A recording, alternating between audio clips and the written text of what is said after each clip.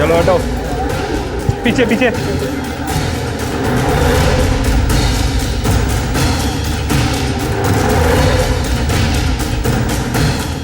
Sir ना wallet ना pan card, pocket से सिर्फ ये कोल्हापुर से मुंबई का टिकट मिला है और यहाँ के किसी की एड्रेस की पावती।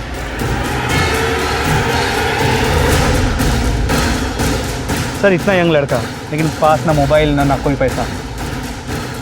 हो सकता है किसी ने मारने के बाद सब कुछ लूट लिया हो। क्राइम पेट्रोल के महाराष्ट्र वीक के आज के एपिसोड में मैं अनूप सोनी आप सबका स्वागत करता हूं। इस नौजवान की हत्या किसके लालच का नतीजा थी? लूट का, या ये मामला था दुश्मनी का, या फिर ये सब कुछ और ही?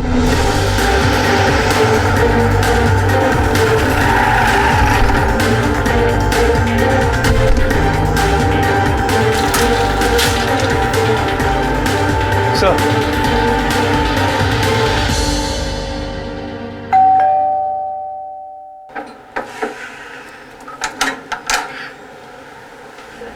जी कौन है मंगला? सर आप मैं सुरेश पाई और ये मेरी पत्नी मंगला पाई है। क्या बात है सर? इसे पहचानते हैं आप? कौन है ये? हम नहीं जानते इसे। कौन है? आप जानती हैं शायद। कैसी बात कर रहे हैं सर? ये तो डर रही है देख के इसको। लाश सड़ गई है ना। अगर आप इसे नहीं जानते तो इसकी जेब से आपका एड्रेस कैसे मिला? पता नहीं सर, हमारा इससे कोई लेना देना नहीं है। तुम इसे नहीं जानते? पक्का ना? पक्का सर।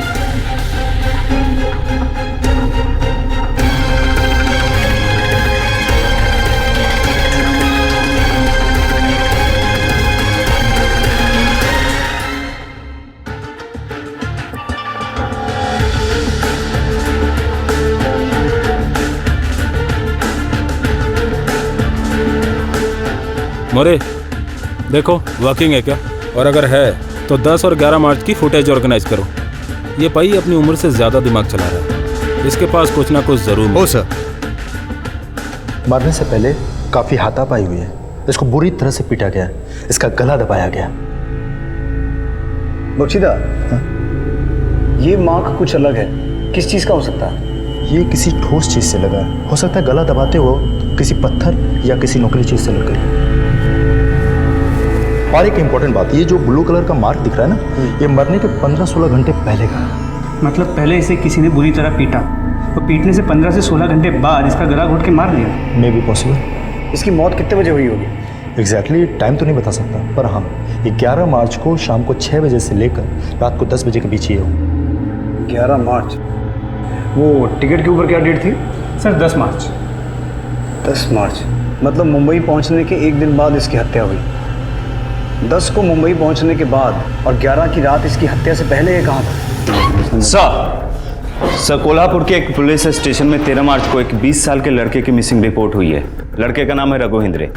सर चेहरा और कपड़े विक्टिम की बॉडी से मेल खाते हैं। गुड, एक काम करो, कोल्हापुर से वो मिसिंग केस की फाइल यहाँ मंगवा लो।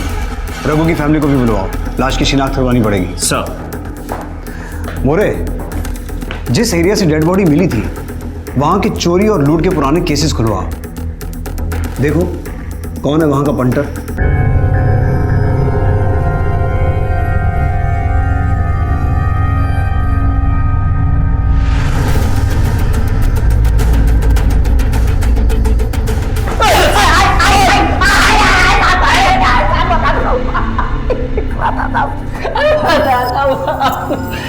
छोटा मोटी चोरी करता हूँ साहब, लेकिन खून नहीं। पहचानता है इसे? पटेल की दुकान से मिला है। तूने देखा था ना बच्चे का खून करने के बाद? ध्यान से देख इस फोन को और उल्टी कर। छोटे मोटे काम कर रहे हैं, लेकिन काम का पता नहीं काम ज्यादा है साहब।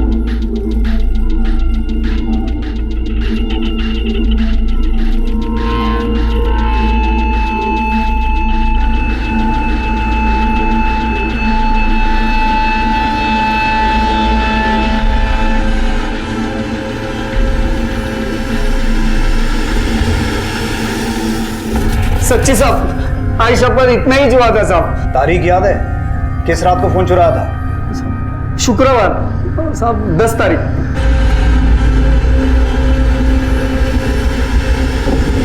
सर अगर ये जग्गा सच कह रहा है और उसने 10 तारीख को ही फ़ोन चुराया था तो ये कातिल नहीं हो सकता, क्योंकि रघु की मौत अगले दिन मतलब 11 तारीख को हुई। फिर भी उसे कस्टडी में रखो, लूट और मारपीट का चार्ज लगा। हो सर। पर एक बात अभी भी समझ में नहीं आ रही है। जैसा कि जग्गा ने बताया, रघु के बैग में ना तो पैसे थे ना ही कोई कीमती सामान, तो फिर कोई रघु को मारेगा क्यों? 20 साल का रघु कोल्हापुर से मुंबई आता है एक नवविवाहित दंपत्ति का एड्रेस लेकर, लेकिन उस दंपत्ति का यह कहना है कि वो उसे जानते तक नहीं। मुंबई पहुंचने की रात जग्गा रघु को लूटता है, लेकिन वो ये कहता है कि रघु का कत्ल उसने नहीं किया और रघु के बदन पर मिले घाव भी उसने नहीं दिए। रघु ने ऐसा क्या किया था कि किसी ने उसे जान से मार दिया, और वो ऐसे किस काम से मुंबई आया था कि जिसकी भनक तक उसके माता पिता को नहीं थी? क्या गुजर रही होगी उन माँ बाप पर जो अपने जवान बेटे की गुमशुदगी से परेशान थे और फिर उन्हें मुंबई पुलिस द्वारा एक लाश की शिनाख्त करने के लिए बुलाया जाए।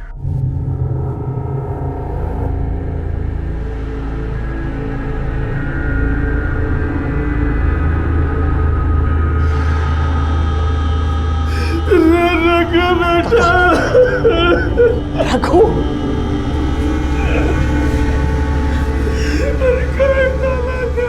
डॉक्टर साहब ये सब कैसे हो गया हमारे रघु के साथ? काका का इकलौता बेटा था ये, कौन से दुश्मन निकाले है इसके साथ इंस्पेक्टर साहब? यही जानने की कोशिश कर रहे हैं। आप दीपक हिंदरे? हो साहब। आपकी थोड़ी मदद लगेगी। हो। तुम्हारे काका ने कोल्हापुर में जो मिसिंग कंप्लेंट लिखवाई थी उसमें ये लिखवाया था कि रघु तुमसे मिलने आ रहा था मुंबई। तुम यहाँ मुंबई में रहते हो? जी सर, कुर्ला में। मैं एक बीपीओ मध्ये काम करता हूँ सर। और कौन कौन है परिवार में? गांव में आई है मेरी सर। ये रघु यहाँ मुंबई आया क्यों? लेकिन उसके सर पे प्यार का भूत सवार था सर। अभी कुछ दिन पहले उसने मुझे फोन भी किया था। खूप वेळ लागले दादा. दादा मी मंगलाशिवाय नाही जगू शकत और ना मंगला मेरे बिना जी सकती. आपला परिवार, आपली जात कुठे आणि ती कुठे? और अब तो उसकी शादी हो गई बड़ा. देख, भूल जाओ उसे. अरे ऐसे कैसे भूल जाऊं दादा? उसकी शादी हो गई है, मुंबई में रहती है, फिर भी वो मुझसे ही प्यार करती है. मुझे कुछ करना होगा दादा. नहीं रघु, रघु नहीं. रघु. क्या नाम बताया लड़की का? मंगला सर. मंगला पई? जी सर, लेकिन उसकी शादी हो चुकी है अभी. सुरेश पई से. हो सब. दीपक,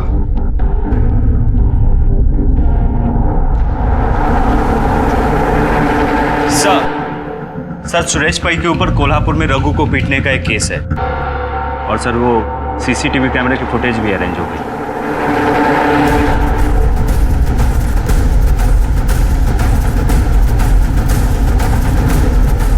सर,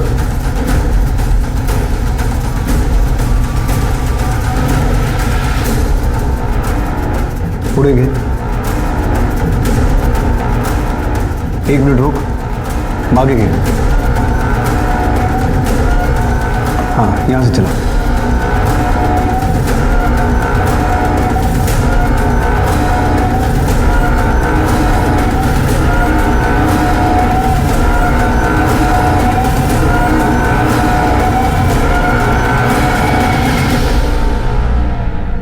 सुरेश पै, चला। सीसीटीवी फुटेज और दीपक के बयान से यह भी साबित हो गया कि सुरेश ना सिर्फ रघु से मुंबई में मिला था, बल्कि उसने रघु को पीटा भी था। सुरेश जितना अपनी पत्नी मंगला से प्यार करता था, उतना ही उसके पुराने प्रेमी रघु से नफरत। ऐसे में रघु को जान से मारने की मंशा उसके मन में हो सकती थी। तो क्या यह एक जुनूनी अपराध था, क्राइम ऑफ पैशन? अरे साहब, मैं सच कह रहा हूँ, मेरा उसकी मौत से कोई लेना नहीं। कोल्हापुर में केस चल रहा है तुझ पर। शादी से 1 हफ्ता पहले तूने रघु की जमकर पिटाई की थी, उसकी टांग टूटते टूटते बची थी। उसके बाद वो मंगला के प्यार में मुंबई आया तो तूने वहां भी उसको मारा। क्या रे सुरेश, इतना भेजा घूम गया था तेरा कि तूने जान ले ली उसकी? साहब, मैंने कहा ना आपसे, मैं 11 को दिन से ही पुणे में था। राजा हरिश्चंद्र, तूने तो ये भी कहा था कि तू उससे मुंबई में मिला ही नहीं, तूने उसे मारने की धमकी नहीं दी। कहा था ना? कहा था साहब, इसलिए कहा था क्योंकि मैं घबरा गया था साहब। आपने उसकी डेड बॉडी की फोटो जो दिखा दी थी, मेरा उसके साथ ऑलरेडी लफड़ा था। तो सीधे शक मुझ पे ही करते ना साहब। सर,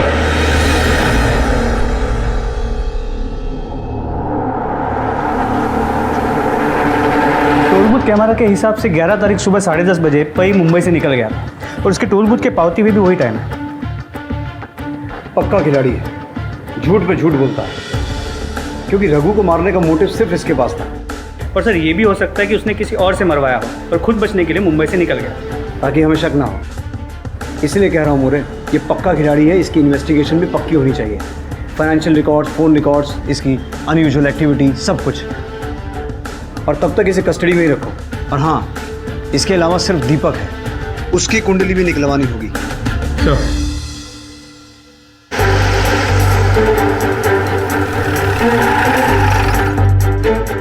शांत आदमी है दीपक, अपने काम से काम रखता था। दीपक को किसी से ज्यादा बोलते हुए नहीं देखा। दीपक मेरा पड़ोसी है, मेरे छोटे भाई जैसा। मैंने उसकी कितनी मदद की है, पानी भरने में, बिल भरने में, लेकिन मुझे भी शादी पे नहीं बुलाया। शादी? कब हुई इसकी शादी? तो यही कुछ 1 महीना पहले।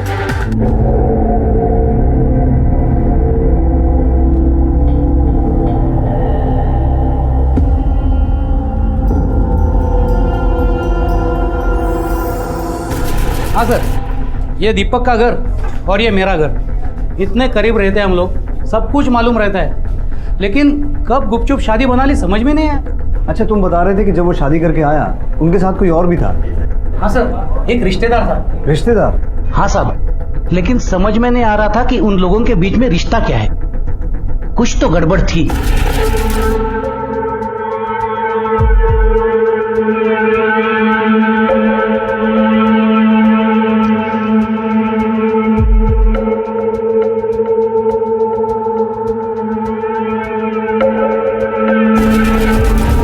वो गड़बड़ अभी भी चालू है? अब बीवी नहीं तो गड़बड़ किस चीज की? बीवी नहीं है मतलब? सर, एक दिन दीपक की बीवी को चक्कर आया, यहीं पे गिर पड़ी बेहोश होके। जब बेहोश हो गई तो दीपक उसको हॉस्पिटल लेके गए। उसके बाद सिर्फ एक ही दिन दिखी जब दीपक उसको हॉस्पिटल से लेके आया। अच्छा, फिर? अगले दिन गांव चली गई।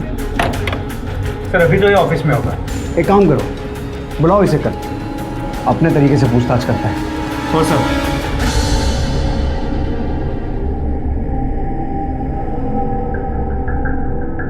सर,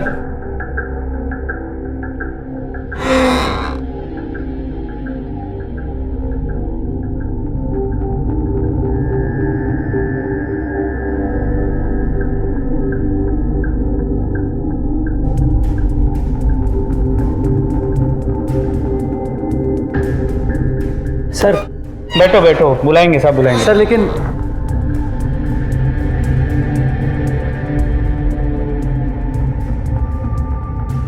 ओ बोला ना बैठने को, साहब बुलाएंगे बोल के। सर आपने बुला भाग नाही फिरायला, बसायचं बोलत होतो तुम्हाला।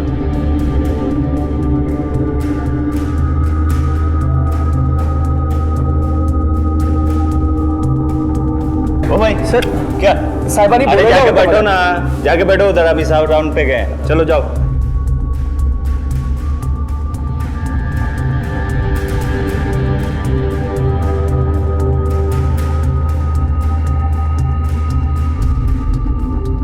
फोटो है क्या? सोने की जगह है क्या?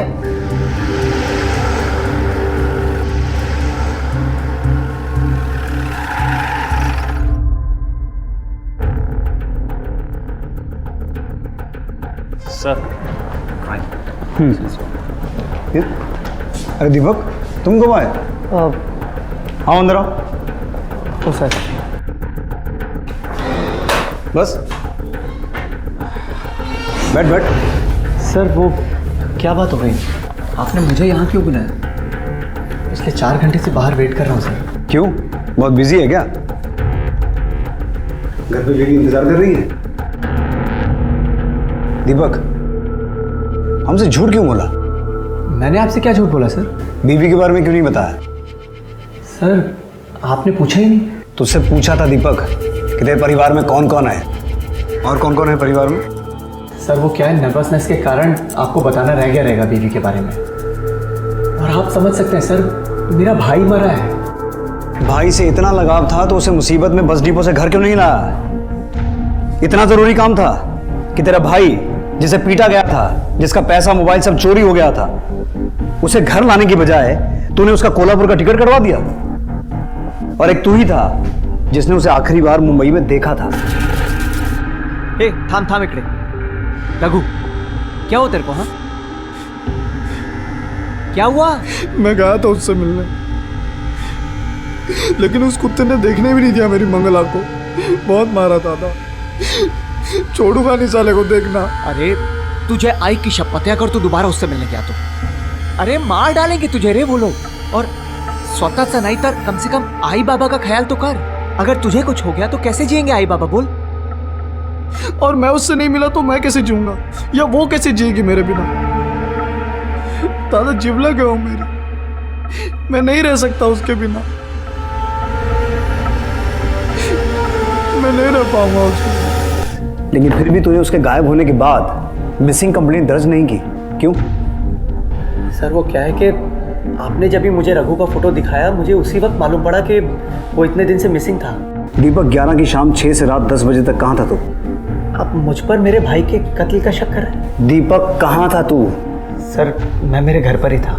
किसके साथ? कोई सबूत है? सर कोई सबूत नहीं है मेरे पास। मैं उस दिन मेरे घर पर अकेले ही था। और तेरी बीवी? सर दरअसल मेरी बीवी का ऑपरेशन हुआ है, इसलिए आराम करने के लिए गांव गई है। संभाल के जाना। देख दीपक, हमसे कुछ भी छुपाना मत, और झूठ तो बिल्कुल मत बोलना, क्योंकि सच बुलवाने के तरीके हमें आते हैं, समझा? हो सर। ये अभी भी बहुत कुछ छुपा रहा है, इसका पूरा रिकॉर्ड निकलवाओ। घुसना पड़ेगा गहराई में। ये जहां काम करता है वहां भी जाना चाहिए एक बार।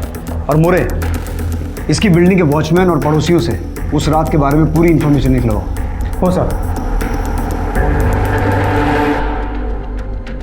मेरे वर्कर्स खुश रहे इसका मैं पूरा ध्यान रखता हूँ। और ये दीपक तो बहुत ही अच्छा लड़का था। मेरी था मतलब शादी के पहले तक उसने अचानक ही शादी कर ली। उसके शादी के बाद मैंने तो आउट ऑफ वे जाके उसकी मदद करने की कोशिश की थी। उसके बीवी को मेडिकल ट्रीटमेंट की जब ज़रूरत थी तो मैंने दीपक का हेल्थ इंश्योरेंस कवर उसकी बीवी को एक्सटेंड भी किया था।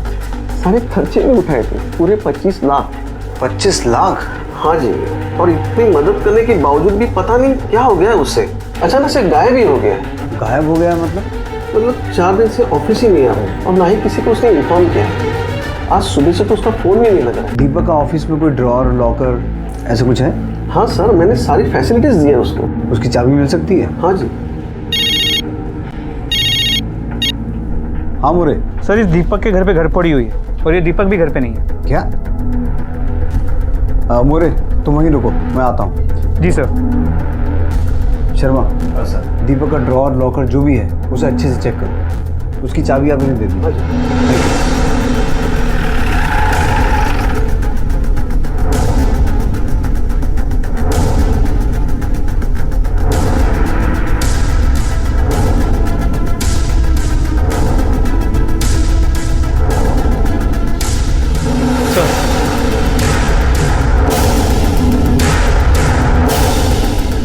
मोरे, ये फोटो कुछ अजीब नहीं है?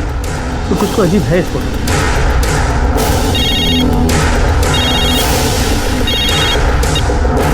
हाँ शर्मा बोलो। सर दीपक के ऑफिस के लॉकर से गांव में ज़मीन की खरीद के पेपर्स मिले हैं। जमीन की खरीदी के पेपर ऑफिस लॉकर में? ठीक है शर्मा, तुम वो पेपर्स लेकर पुलिस स्टेशन आ जाओ। Yes sir. मोरे, इस दीपक को जल्द से जल्द ढूंढना होगा। लेकिन सर कहाँ? ना वो घर में मिलता है ना ऑफिस में। मुझे लगता है हमें कोल्हापुर चलना चाहिए, वहाँ से कोई ना कोई सुराग जरूर मिलेगा।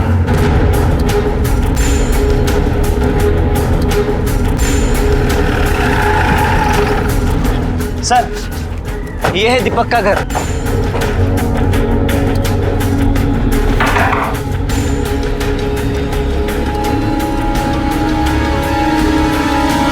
साहेब काय झालं? कुछ नहीं, आपसे 2 मिनट बात करनी थी। बरं आप आइए बैठिए, मैं पानी लेकर आती हूँ। अरे नहीं नहीं, आप तकलीफ मत कीजिए। आपकी बहू होगी ना अंदर? बहू? मेरे बेटे की तो अभी शादी नहीं हुई, बहू किधर से आएगी? दीपक ने शादी नहीं की? नहीं तो का बरं? नहीं कुछ नहीं काकी। अच्छा, आखिरी बार दीपक का फोन कब आया था आपको? 4-5 दिन पहले किया था साहब। ऐसे तो हर 2 दिन में फोन करता था, इस दफा 4-5 दिन से फोन नहीं आया उसका। साहब कुछ गड़बड़ तो नहीं है ना? अरे नहीं नहीं, उसने एक जमीन खरीदी है तो सरकारी कागज पे उसका साइन चाहिए था। जमीन? मुझे तो नहीं बताया उसने। कुछ हुआ है क्या साहब? कुछ हुआ नहीं है, आप बस इतना करना, अगर दीपक आए या उसका फोन आए तो कोल्हापुर पुलिस स्टेशन में मोहिते साहब को बता देना। बरं बरं, चला। नमस्कार।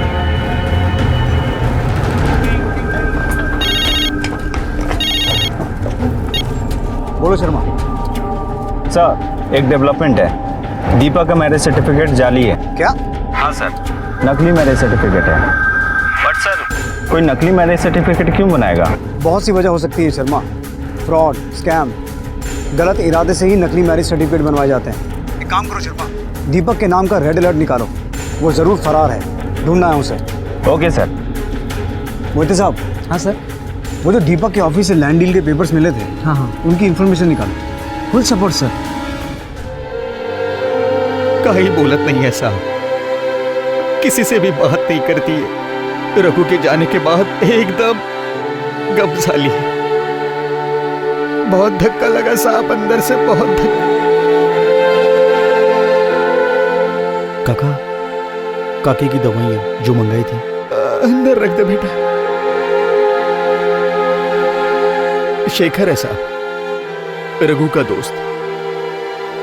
रघु के जाने के बाद यही देखभाल कर रहा है हमारी, बहुत मदद करता है हमारी। अच्छा, रघु ने कभी आपको फोन किया था?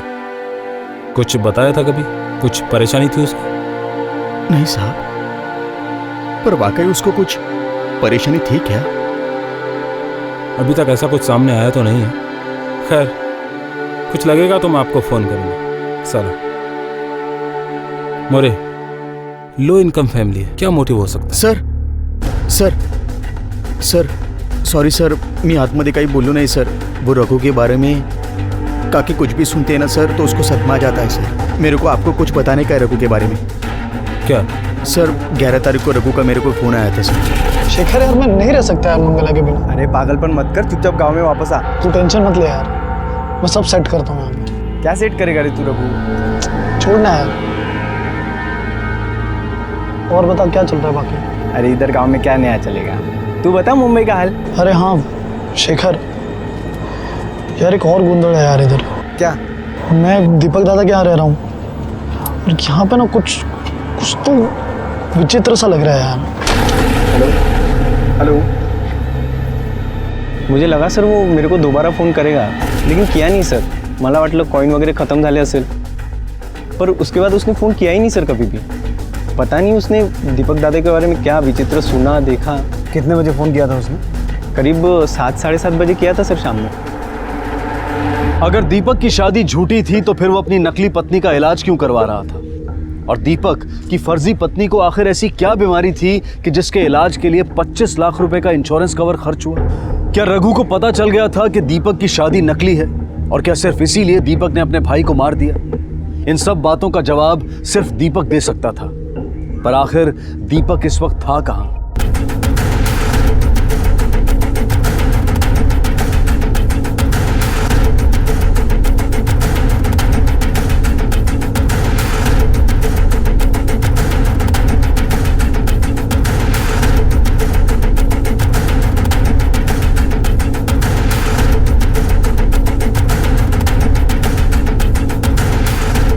कुछ डिटेल्स मिल सकती हैं? सर प्राइमा फेसी गला दबाने से इसकी मौत हुई है। सर इसको भी रघु की तरह गला दबाकर मारा गया है। सर मेरे हिसाब से लगभग 2 दिन पहले इसकी मौत हुई है। सर इसकी मौत 2 दिन पहले हुई और उसके 1 दिन पहले हमने इसे पूछताछ के लिए बुलाया था और उसके 1 दिन बाद उसी के घर में घरफोड़ी हुई।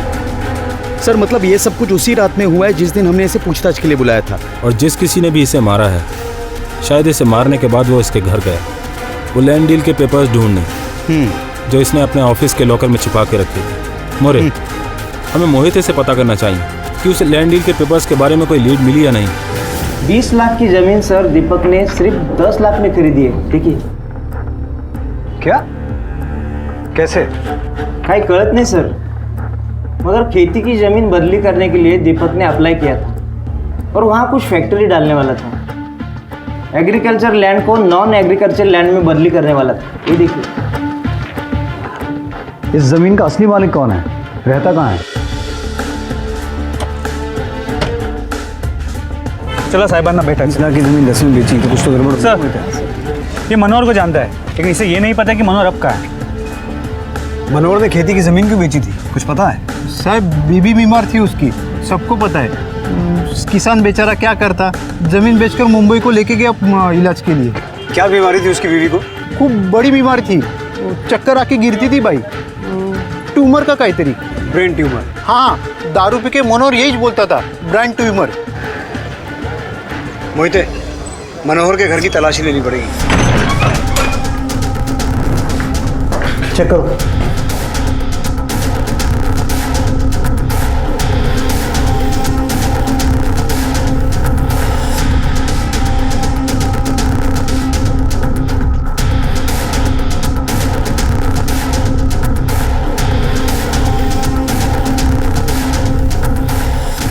जो आदमी दीपक और उसकी बीवी के साथ देखा गया था, उसका चेहरा मनोहर से बहुत मिलता है। इसका मतलब ये आदमी मनोहर है। और एक बात मोरे, तुम्हें याद है जब हमने ये तस्वीर पहली बार देखी थी, हमें इसमें कुछ अजीब लगा था। ये फ़ोटो कुछ अजीब नहीं है? तो कुछ तो अजीब है इस फोटो में। अजीब ये है कि ये दोनों तस्वीरें एक ही हैं, सिर्फ आदमी का चेहरा बदल दिया गया है। मनोहर की जगह दीपक। हो सर, लेकिन ये सब करके इन्हें मिलेगा क्या? बहुत कुछ मिलेगा मोरे। ये बहुत बड़ा इंश्योरेंस फ्रॉड है। मनोहर की वाइफ को ट्यूमर था, उसके इलाज के लिए मनोहर को काफ़ी पैसे चाहिए थे। अगर मनोहर अपनी 20 लाख की ज़मीन बेचता तो भी उसकी बीमारी के इलाज के लिए कम पड़ते, इसलिए दीपक ने उसे इंश्योरेंस फ्रॉड का ऑफर दिया। वो मनोहर की बीवी के साथ झूठी शादी करेगा और अपनी कंपनी से 25 लाख का मेडिकल इंश्योरेंस उठाएगा। उसके बीवी को मेडिकल ट्रीटमेंट की जब ज़रूरत थी तो मैंने दीपक का हेल्थ इंश्योरेंस कवर उसके बीवी को एक्सटेंड भी किया था। सारे खर्चे भी उठाए थे, पूरे 25 लाख। और बदले में मनोहर अपनी 20 लाख की ज़मीन दीपक को 10 लाख में बेचेगा। 20 लाख की ज़मीन सर दीपक ने सिर्फ 10 लाख में खरीदी है। मोरे, इस मांडवली से मनोहर को अपनी 20 लाख की ज़मीन के मिले 35 लाख और दीपक को 20 लाख की ज़मीन 10 लाख में मिल गई। दोनों का फायदा। बरोबर सर, ऑपरेशन के लिए पैसों के भी बंदोबस्त हो गए और ज़मीन भी अच्छे भाव में बिक गई। लेकिन अगर सबका फायदा हुआ तो ये खून क्यों? मुझे लगता है इस फ्रॉड मेडिकल इंश्योरेंस का रघु को पता चल गया होगा और इसलिए उस बेचारे ने अपनी जान गंवा दी। तो दीपक ने सिर्फ अपना फ्रॉड छुपाने के लिए अपने ही भाई को मार दिया, या फिर मनोहर। दीपक और रघु दोनों के गले पर ये मार्क देखो, एक जैसा है। अब ध्यान से मनोहर की ये फोटो देखो, अंगूठी अंदर की तरफ पहनता है। कुछ समझे? हो सर। रघु को दीपक ने नहीं, मनोहर ने मारा है और दीपक को भी मनोहर ने ही मारा है। रेड अलर्ट जारी करो, अभी स्टेट से बाहर नहीं गया होगा।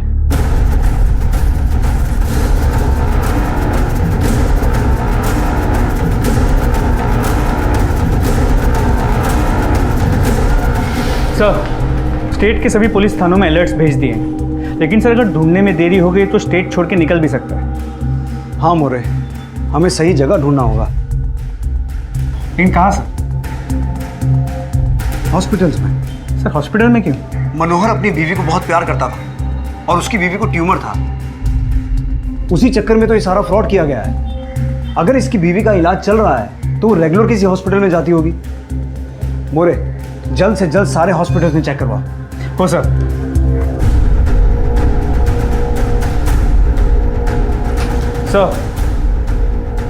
सर नासिक के एक अस्पताल से खबर आई, मनोहर उसकी बीवी को लेके वहां पहुंचा। उसकी बीवी की कंडीशन बहुत सीरियस है। चलो। Second floor, room number 3। Patient की तबीयत कैसी है? हमने बहुत कोशिश की लेकिन बचा ना सके।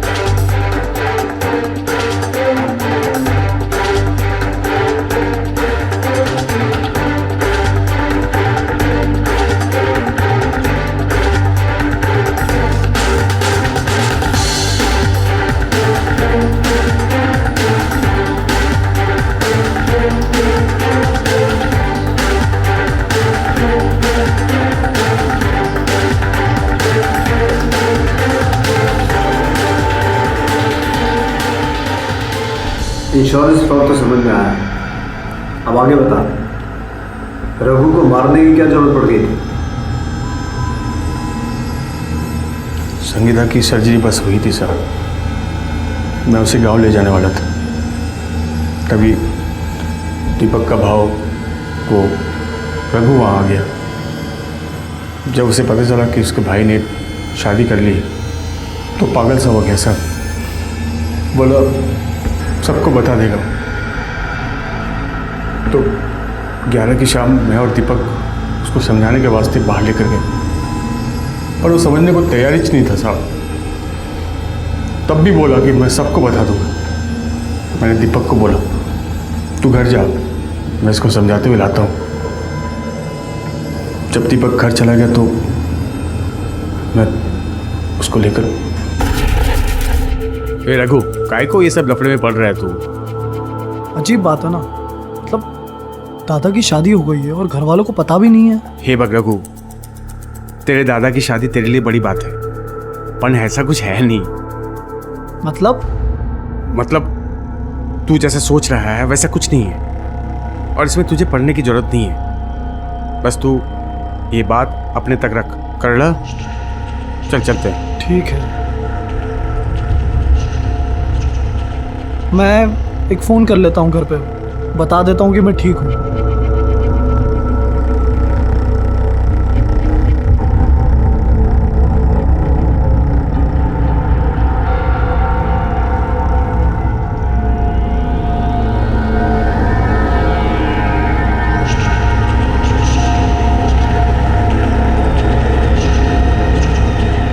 कुछ नहीं यार, एक गड़बड़ है यार। मैं दीपक दादा क्या रह रहा हूँ यहाँ पे ना, कुछ तो। अरे बात कर रहा हूँ ना। अरे मना किया ना। मैं तेरी क्यों सुनूं? मेरी क्यों सुनूं? मैंने नहीं तो आज के बाद किसी की नहीं सुनेगा तू। अलिया, हाँ?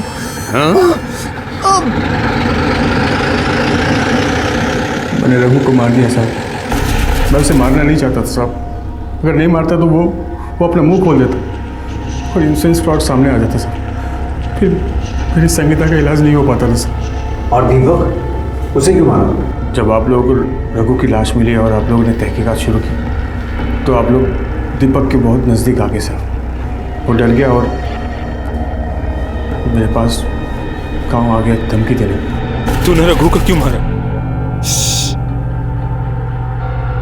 वो हमारा पोल खोलने वाला था। अभी जो तूने किया है ना, उसके चक्कर में मैं फंसने वाला है।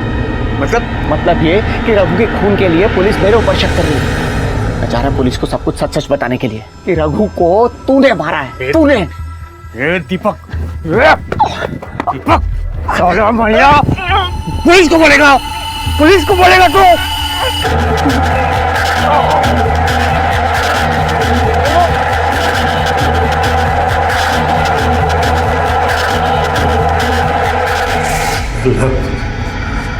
फ्रॉड दीपक मेरी मजबूरी का फायदा उठा रहा था साहब। मेरी जमीन को कौड़ियों के दाम पे खरीद कर उससे करोड़ों कमाना चाहता था। मेरी क्या गलती थी सर? मुझे मारना पड़ा उसको भी, और उसको मारने के बाद मैं उसके घर गया पेपर ढूंढने।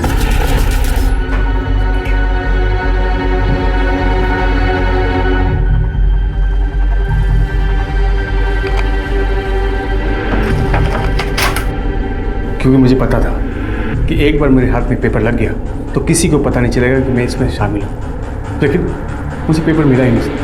तो उसी रात मैं कोल्हापुर वापस चला गया और संगीता को लेकर मैं नासिक आ गया इलाज के लिए। मैंने उसको बचाने के लिए सब कुछ किया सर, सब कुछ किया, लेकिन वो मुझे छोड़कर चले गई सर। मुझे छोड़कर चले गई सर।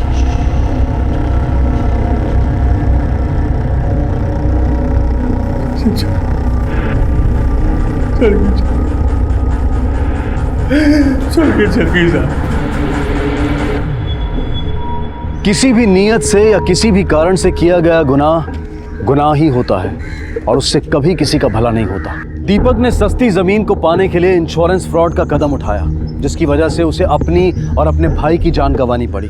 दूसरी तरफ गरीब मनोहर अपनी बीवी को जानलेवा बीमारी से बचाना चाहता था और इसलिए वो इंश्योरेंस फ्रॉड में शामिल हो गया। छोटे से अपराध पर अपना पहला कदम रखने के बाद उसी को छिपाने के लिए मनोहर को एक के बाद एक कई अपराध करने पड़े। उसने घर में लूटपाट की, 2-2 खून किए और जिस बीवी को बचाने के लिए उसने अपराध किए, अंत में वो उसकी जान भी नहीं बचा पाया।